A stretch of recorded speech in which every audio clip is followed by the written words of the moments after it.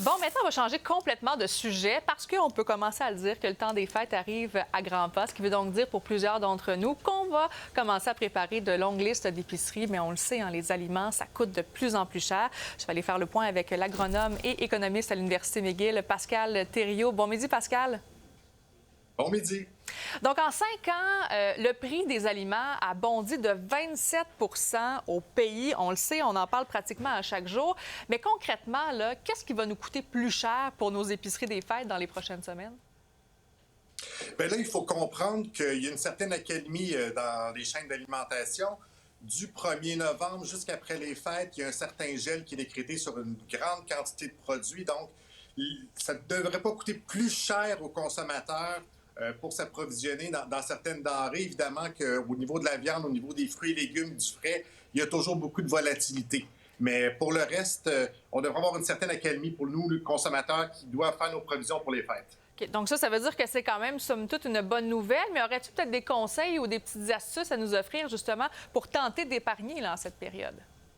Bien, c'est une bonne nouvelle, il faut faire attention. Là. Tout ce qu'on fait actuellement, c'est retarder l'inévitable. L'inflation, les producteurs l'ont toujours. Donc, si on fait un gel des prix, on va payer pour en février quand le gel va se terminer. Pour ce qui est d'aider les consommateurs actuellement, écoutez, il y a encore des spéciaux dans les circulaires. Je pense que même quand c'est pas la bonne semaine pour acheter ce qu'on a besoin, si c'est en spécial, si ça se conserve, il faut peut-être faire des efforts, faire des décisions pour acheter ce qu'on peut acheter maintenant, acheter en plus grande quantité, les formats familiales, essayer de congeler ce qu'on n'a pas besoin tout de suite pour plus tard. Et on sent qu'il y a eu des problèmes là, au niveau de la chaîne d'approvisionnement au cours des dernières semaines.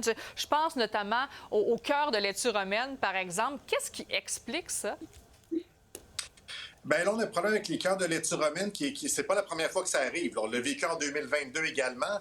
Il y a beaucoup de sécheresse en Californie, d'où nos laitues romaines proviennent principalement actuellement.